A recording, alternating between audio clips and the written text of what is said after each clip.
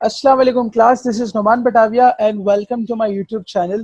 Class, इस video को बनाने का जो प्राइमरी मकसद है वो ये है कि आज हम बात करें कि जो आपका कोर्स है एडवांस अकाउंटिंग का बीकॉम पार्ट 2 का, उसकी कोर्स आउटलाइन क्या है और जो एग्ज़ाम स्पेसिफिक एरियाज़ हैं, यानी वो स्टूडेंट्स जो क्लासेस नहीं ले सकते या जो एंड टाइम में स्टडी करते हैं या जो बहुत ज़्यादा दूसरे सब्जेक्ट्स को टाइम देना चाहते हैं, वो इस पेपर को कैसे आसान बनाएं।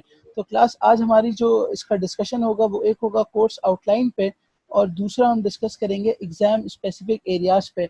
बिफोर मूविंग फॉरवर्ड, मैं थोड़ा सा अपना इंट्रोडक्शन देना चाहूँगा कि मेरा नाम नुमान बटाविया है और मैं चार्टर्ड अकाउंटेंट हूँ और मैं एक कंसल्टेंट हूँ, कॉर्पोरेट कंसल्टेंट हूँ बाय प्रोफेशन, और I am also a teacher as a visiting faculty in one of the universities in Karachi.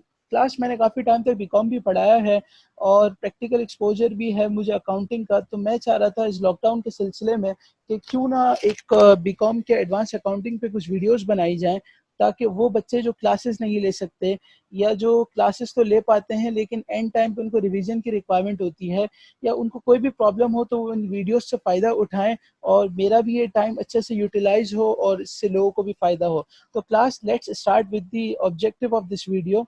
सो हमारा जो फर्स्ट पॉइंट है वो ये है कि आपका कोर्स आउटलाइन क्या है। तो ये बात आपको पता होगी कि 2012 में जब ये कोर्स रिवाइज हुआ था तो एडवांस अकाउंटिंग का पेपर अलग कर दिया गया था और कॉस्ट अकाउंटिंग का पेपर अलग कर दिया गया था। तो क्लास, आपका जो कोर्स आउटलाइन है उसके अंदर जो टॉपिक्स हैं, जिन टॉपिक्स पर मैं बात करना चाहूँगा, एक तो कैश फ्लो के हवाले से मुझे बात करनी है कि अक्सर बच्चों को ये कन्फ्यूजन रहती है कि सर डायरेक्ट मेथड है कि इनडायरेक्ट मेथड है या दोनों है। तो क्लास, ये बहुत ही क्लियर कट लिखा हुआ है आपके कोर्स आउटलाइन के अंदर और ये मैंने यूनिवर्सिटी ऑफ कराची की वेबसाइट से उठाया है ये कोर्स आउटलाइन। आप भी इसको देख सकते हैं और नीचे डिस्क्रिप्शन में मैं इसका लिंक भी दे दूंगा ताकि आप अपने दूसरे सब्जेक्ट्स के भी कोर्स आउटलाइन को देखें और एक्स्ट्रा आपको वो पढ़ाई ना करनी पड़े जो आपको जो एग्जाम पर्पस के लिए फ़ायदा ना पहुंचाए। तो सिर्फ इनडायरेक्ट मेथड ही आपके कोर्स का हिस्सा है, there is no direct method. Similarly, एक कंफ्यूजन ये भी रहती है कि क्या फंड फ्लो स्टेटमेंट कोर्स का हिस्सा है। तो फंड फ्लो स्टेटमेंट कोर्स का हिस्सा नहीं है, क्योंकि आप जब अनसॉल्व उठाते हैं तो बहुत पुराने पेपर्स पड़े हुए होते हैं। तो अक्सर बच्चों को ये भी कंफ्यूजन रहती है कि टीचर ने शायद फंड फ्लो नहीं पढ़ाया या फंड फ्लो है कि नहीं। तो फंड फ्लो आपके कोर्स का हिस्सा नहीं है। इसके अलावा जो आप देख सकते हैं कि इंस्टॉलमेंट सेल्स के अंदर कि परपीचुअल मेथड ही स्पेसिफिकली बताया गया है कि परपीचुअल सिस्टम ही जो होगा वो इस टॉपिक पे टेस्ट किया जाएगा, ना कि पीरियोडिक सिस्टम। अक्सर बच्चे इसमें भी कंफ्यूज रहते हैं कि सर पीरियोडिक सिस्टम के हवाले से क्यों नहीं है या वो है तो हमने पढ़ा नहीं है। तो ऐसा कुछ भी नहीं है, क्योंकि पीरियोडिक सिस्टम है ही नहीं, ओनली परपीचुअल सिस्टम आपके कोर्स का हिस्सा है।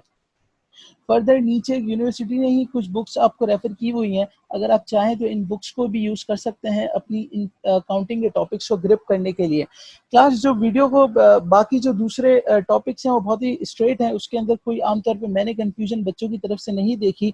इससे अगर आपको कोई कन्फ्यूजन हो तो आप मुझसे चैट में या कमेंट बॉक्स में या मुझे ईमेल भी कर सकते हैं इस हवाले से। मूविंग फॉरवर्ड क्लास, जो आज का हमारा दूसरा टॉपिक है वो है एग्जाम स्पेसिफिकली, कि एग्ज़ाम कौन से वो टॉपिक्स हैं जिनको पढ़ के हम पेपर बहुत आसानी से पास कर सकते हैं, यानी कम वक्त में स्मार्ट स्टडी। क्योंकि ये दौर स्मार्ट स्टडी का है, तो हम क्यों ना अपने कम टाइम के अंदर बहुत अच्छा पढ़ लें और ये पेपर भी हमारा पास हो जाए।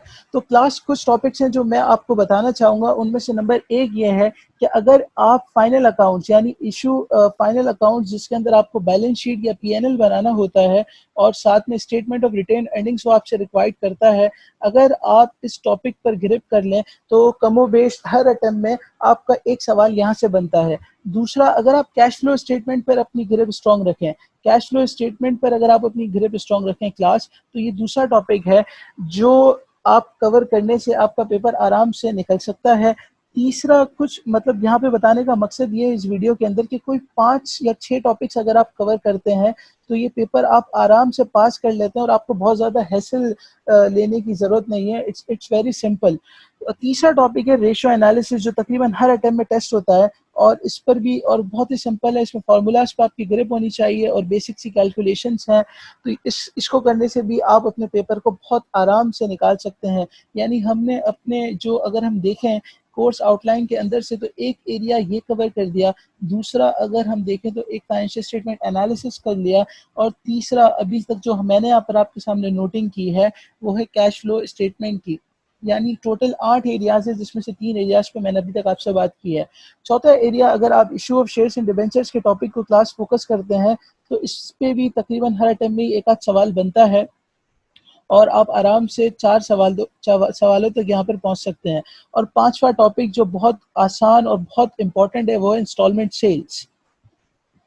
तो क्लास ये वो 5 एरियाज हैं जिनको कवर करने से आप बहुत आराम से अपने पेपर को निकाल सकते हैं। अब आपको किसी को ये कंफ्यूजन होगी कि सर जब कोर्स आउटलाइन में तो 8 एरियाज हैं, और 8 एरियाज के अंदर भी जो आपके सामने आ रहा है एब्जॉर्प्शन और अमलगमेशन और रिकंस्ट्रक्शन, ये इटसेल्फ 3 टॉपिक्स हैं।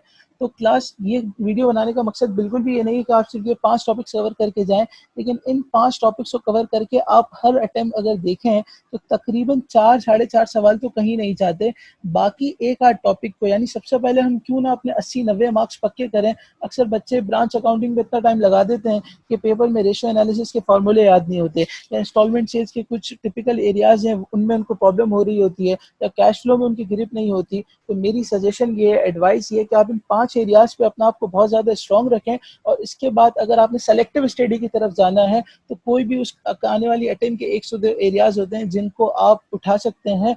और इवन आप अगर ब्रांच अकाउंटिंग को बिल्कुल ही छोड़ दें तो आपका पेपर फिर भी बहुत आसानी से पास हो सकता है। और मेरी कोशिश है कि इंशाल्लाह मैं इसी अटेम्प्ट के लिए जो आपकी होगी दिसंबर से पहले कुछ रेलिवेंट टॉपिक्स पे कुछ वीडियोस बनाऊं, तो जो बच्चे क्लासेस नहीं देख सकते वो इससे फ़ायदा उठाएं। मुझे उम्मीद है आपको ये बातें समझ आई होंगी, क्लियर होंगी। Thank you so much video देखने का। अपना बहुत ख्याल रखिएगा। अल्लाह हाफ़िज़।